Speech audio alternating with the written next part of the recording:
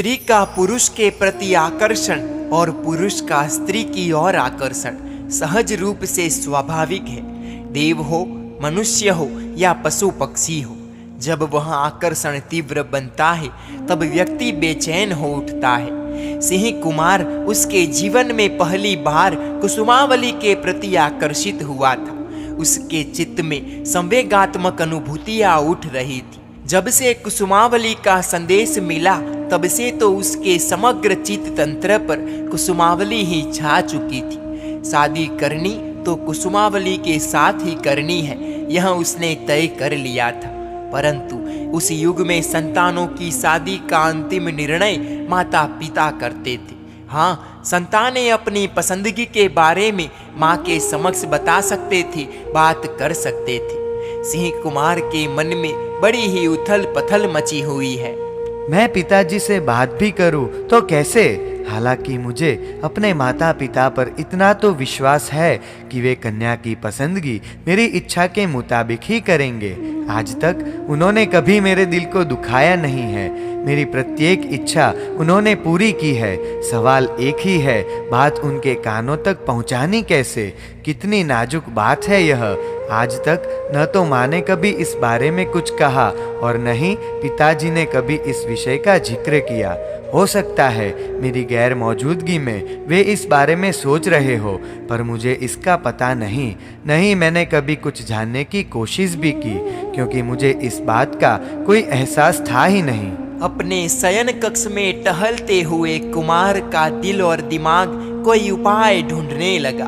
उसे कोई उपाय दिखाई नहीं दे रहा था और दूसरी ओर उसके दिल की दुनिया में बगीचे में लता मंडप में हुई मुलाकात नशा पैदा कर रही थी। पूरा प्रसंग उसकी आंखों के आईने में उभरने लगा था। कुसुमावली की सखी ने मुझे रति रहित कामदेव कहकर संबोधन किया। क्या उसके ये शब्द कुसुमावली की ओर संकेत नहीं कर रहे थे? बिल्कुल स्पष्ट था उसका इशारा। और फिर इधर कुसुमावली ने खुद भी तो संदेश भिजवाया है। वह मुझे चाहती है, समग्रता से चाहती है, मन ही मन मेरे साथ जुड़ गई है, मेरा वरण कर बैठी है। अब शायद वह ज्यादा दिन मेरी जुदाई नहीं सह पाएगी, क्योंकि वह राजकुमारी है। राजकुमार और राजकुमारियों की यही तो बुरी आदत है। उन्हें जो इच्छा हो वह तुरंत मिलना चाहिए। उन्हें जो प्राप्त करना हो वह शीघ्र उन्हें मिल जाना चाहिए। इच्छा पूरी होने में देरी वे सहन नहीं कर पाते। और फिर अधिकांश राजा रानी अपने संतानों को इस हद तक चाहते हैं कि उनकी हर एक इच्छा हर कीमत पर पूरी करने को तत्पर रहते हैं। मुझे यह तो पक्का भरोसा है कि मैं यदि अपने माता पिता के समक्ष मेरी यह इच्छा रखूं तो अविलंब वे राजा लक्ष्मीकांत के पास कुसुमावली की मांग करेंगे ही। सिंह कुमार की बेताबी बेसब्री बढ़ती जा रही है। आज वह न तो अपने महल के बाहर गया और न ही क्रीड़ा की। उसकी दासी वसंता चतुर थी, चालाक थी। उसे भनक तो लग ही गई थी। कुसुमावली की सहेली कुमार से मिलने आई तभी से उसका विचार तंत्र व्यस्त हो उठा था। उसे कुमार के प्रति बड़ा सद्भाव था। आज शाम को कुमार ने दुग्धपान नहीं किया, खाने के लिए भी मना कर दिया। इससे वसंता का दिल व्यथित हो उठा था। वसंता ने राजा रानी के प्रत्याघात जानने का निर्णय किया। अपनी जगह पर अन्य दासी को नियुक्त करके सीधी ही महारानी श्रीकांता के पास पहुंच गई। रानी श्रीकांता को वसंता पर ज्यादा ही स्नेह था। अन्य दासियों की उपेक्षा श्रीकांता ने वसंता को देखते ही पूछा, अरे वसंता, आज शाम को कुमार ने खाना नहीं खाया? उसने कहलाया कि मुझे भोजन में रुचि नहीं है। कुमार की तबीयत तो ठीक है ना? अच्छा हुआ तू यहाँ आ गई, वरना मैं खुद वहाँ जाने वाली थी। आज मध्याह्न के बाद कुमार मुझसे मिलने भी नहीं आया। मुझे भी आज सिंह नहीं मिला है देवी। महाराज पुरुष दत्त ने महारानी के खंड में प्रवेश करते हुए कहा। महारानी खड़ी हो गई और वसंता भी एक कोने में जाकर चुपचाप खड़ी हो गई। महाराज सिंहासन पर बैठे और समीप के आसन पर रानी बैठी। कुमार ने कहलाया कि उसका स्वास्थ्य अच्छा नहीं है, इसलिए उसने खाना नहीं खाया है। देवी, तन का स्वास्थ्य अच्छा नहीं है या मन का अच्छा नहीं है? अब कुमार युवा है। युवा बेटे बेटियों की मानसिक स्थिति कभी कभार अस्वस्थ हो जाती है, इसलिए कुमार के बारे में अब हमें कुछ सोचना चाहिए। वसंता विवेक दर्शाते हुए धीरे धीरे खंड के बाहर निकल गई, परंतु दरवाजे के निकट सटकर खड़ी रही। उसे राजा रानी का वार्तालाप जो सुनना था। क्या सोचने को कह रहे थे आप? कुमार के लिए योग्य कन्या ढूंढनी होगी ना? सच बात है आपकी स्वामीनाथ। क्या कोई राजकन्या है तुम्हारे ख्याल में? रानी श्रीकांता सोचने लगी। उनकी देखी हुई राजकन्याएं उसके जहन में से निकलने लगी, परंतु कुमार के योग्य कन्या उसकी कल्पना में उभरी ही नहीं। स्वामी, मुझे तो कोई कन्या नजर नहीं आती। नहीं नजर आती तुम्हें? मुझे तो दिख भी रही है और मिल भी रही है। तो फिर आप ही कहिए, आपकी पसंद वह मेरी पसंद। हम दोनों की पसंदगी से क्या होगा देवी? तब तीसरे किसकी पसंदगी चाहिए? कुमार की खुद की पसंद भी होनी चाहिए ना?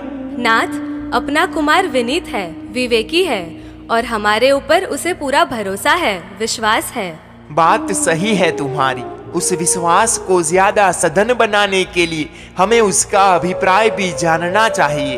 अच्छा है, जान लेंगे, पर पहले मैं तो जानूं कि आपकी पसंदगी की कन्या है कौन, उसका अता पता। तेरे भाई की बेटी कुसुमावली। अरे वाह, वह तो मेरे दिमाग से निकल गई। क्या पसंदगी है आपकी! खूब जमेगी कुमार और कुसुमावली की जोड़ी। महाराज, आपकी पसंदगी वास्तव में अफलातुन है। क्या वह कन्या है! अप्सरा सी खूबसूरती मिली है उसे। अरे, उसमें कमी ही किस बात की है? सभी तरह से वह सुयोग्य है हमारी पुत्रवधू बनने के लिए। तब फिर देर किस बात की? शुभस्य शीघ्रम। आप कुसुमावली की मंगनी कर दे। फिर तुम भूल गई, कुमार की पसंद भी तो जाननी है ना? कुमार को पूछ ले। वह जिम्मेदारी तुम्हारी है। तुम्हें उसे बुलाकर पूछ लेना, मेरे पास वह शर्मा जाएगा। ठीक है, तो कल सवेरे ही मैं नाश्ते के समय कुमार के साथ इस बारे में बात करूंगी। उसके मनोभाव जानकर आपको बताऊंगी। ठीक है, मुझे पुत्र पर पूरा विश्वास है कि वह हमारी पसंदगी पर ही बात छोड़ देगा। फिर भी उसका अभिप्राय पूछने से हमारे प्रति उसका प्रेम बढ़ेगा, विश्वास ज्यादा दृढ़ होगा। पर मेरे भाई के समक्ष तो आप बात रखेंगे ना? नहीं, मैं लक्ष्मीकांत के महामंत्री सुबुद्धि को बुलाकर बात करूंगा। मैं लक्ष्मीकांत को शर्म में मजबूर नहीं करना चाहता। आप यदि उचित समझे तो मैं बात करूं? नहीं नहीं, कहीं भाई बहन के रिश्ते में तनाव न आ जाए। वह कैसे? हमारा रिश्ता तो बड़ा ही मजबूत है, मधुर है। अगर उसका मन न हो और वह तुम्हें इनकार करे तो तुम्हारे दिल को ठेस पहुंचेगी। भाई के प्रति तुम नाराज होगी और शायद जिंदगी भर की अनबन हो जाए, बोलने का व्यवहार भी न रहे। इसलिए तुम्हें तो अपने भाई या भाभी के साथ इस बारे में जरा भी बात नहीं करनी है। मैं बात रखूंगा और अपने ढंग से रखूंगा। आपका कहना सही है। यदि वह मना कर दे तो मुझे भयानक अपमान सा लगे, संबंधों में कटुता आ जाए। तब यह बात तय हुई कि कल सवेरे तुम कुमार के साथ बात कर लोगी, ठीक है ना? जी हाँ, बात कर लूंगी। महाराज पुरुषदत्त वहां से खड़े होकर अपने शयन खंड की ओर चले, पर उसके पूर्व तो द्वार से सटकर खड़ी रही वसंता महल के बाहर निकलकर सिंह कुमार के महल की ओर भागी जा रही थी। उसके दिल में खुशी का तूफान उमड़ आया था। उसने जाकर कुमार के शयन खंड पर 3 बार दस्तक दी। कुछ महत्वपूर्ण या अति आवश्यक बात हो तो ही 3 दस्तक देने का संकेत दिया गया था महल में। सिंह कुमार की आंखों में नींद थी ही कहाँ, वो तो भाग ही रहा था। उसने खड़े होकर दरवाजा खोला, सामने ही वसंता को देखा। वसंता ने कुमार का अभिवादन करते हुए कहा, मैं भीतर आ सकती हूँ? एक अत्यंत गुप्त बात करनी है आपसे। उसकी सांस फूल गई थी, वह हाँफ रही थी। कुमार का मन आशंका की आंधी से आलोड़ित हो उठा। क्या बात है वसंता, किसी ने तुझे सताया है क्या? वसंता ने इशारे से मना किया। वह जमीन पर बैठ गई और कुमार अपने आसन पर बैठा। वसंता ने बात को प्रारंभ किया। महाराज कुमार, बहुत ही खुशी के समाचार लेकर आई हूँ। आप सुनेंगे तो आपका दिल बाग बाग हो उठेगा। मन की कली गुलाब से खिल उठेगी। आपकी व्यथा सब हवा हो जाएगी। आप आनंद से नाच उठोगे। अच्छा, बात क्या है? इतनी लंबी प्रस्तावना क्यों किए जा रही है? कुछ बोलेगी साफ साफ या फिर भाषण ही जाड़ा करेगी? अरे राजकुमार, आपकी शादी राजकुमारी कुसुमावली के साथ करने की मंत्रणा महाराज और महारानी के बीच हुई है। कब? कैसे? अभी अभी मंत्रणा पूरी हुई और मैं भागती हुई यहाँ आई। कुमार खामोश रहा। उसने वसंता की ओर देखा। क्या आपको मेरी बात का भरोसा नहीं है? वसंता, तू मेरी विश्वसनीय परिचारिका है। तू हमेशा मेरी खुशी का ही ख्याल करती है, यह मुझे अच्छी तरह मालूम है। कल दुग्धपान के समय माताजी आपका अभिप्राय पूछने वाली है। आप मना मत करना। कुसुमावली तो सचमुच कुसुमांजलि ही है। इस महल की वह स्वामिनी बनेगी, मेरी भी मालकिन बनेगी। मुझे तो बहुत ही अच्छा लगेगा। तो क्या तेरे लिए? तुझे कुसुमावली अच्छी लगती है, इसके लिए मुझे उसके साथ शादी करनी पड़ेगी। सुबह की बात सुबह देखेंगे, अभी तो रात बाकी है बीच में। अब तो सो जाना है। वसंता खड़ी हुई। कुमार का अभिवादन करके वह बाहर निकली और शरारत भरे स्वर में बोली, महाराज कुमार, आज तो शायद नींद नहीं आएगी। राजन, आज मुझे महाराज पुरुषदत्त ने बुलाकर कहा कि सिंह कुमार की शादी कुसुमावली के साथ हो। वैसी मेरी इच्छा है।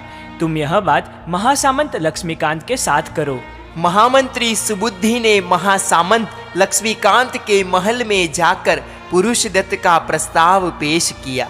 महामंत्री, इस बारे में मुझे रानी मुक्तावली के साथ परामर्श करना होगा। आप कीजिएगा परामर्श, पर आपका स्वयं का अभिप्राय क्या है इस विषय में? मुझे तो बतलाइए। महामंत्री, आप समझ सकते हैं मेरा अभिप्राय तो। महाराज कुमार के साथ कुसुमावली का रिश्ता तय हो, इससे बढ़कर और खुशी क्या हो सकती है। महाराज कुमार हर तरीके से योग्य है। वे गुणवान है, रूपवान है, शौर्यवान है और विनय विवेक एवं मर्यादा के पालन में चुस्त है।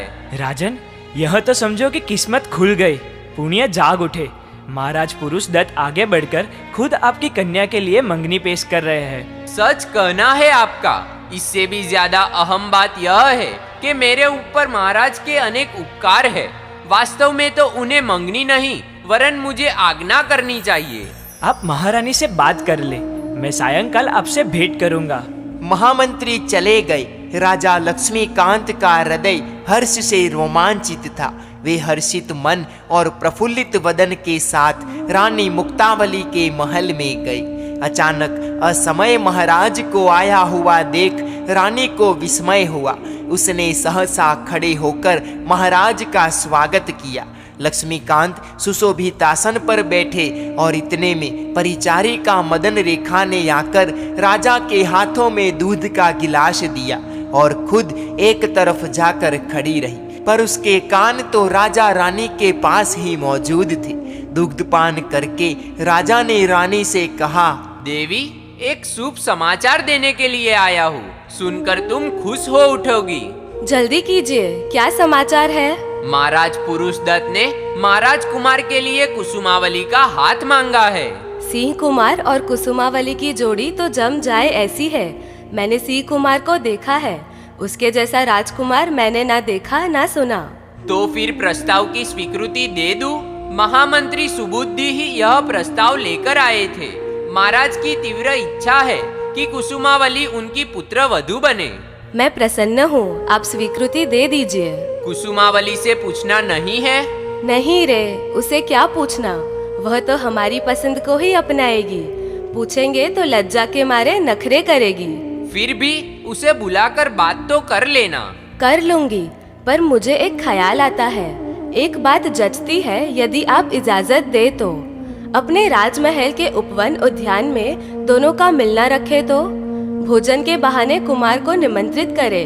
भोजन के पश्चात कुमार और कुसुमावली मिले, वे दोनों प्रसन्न हो इस शादी के लिए, तो फिर चिंता ही नहीं।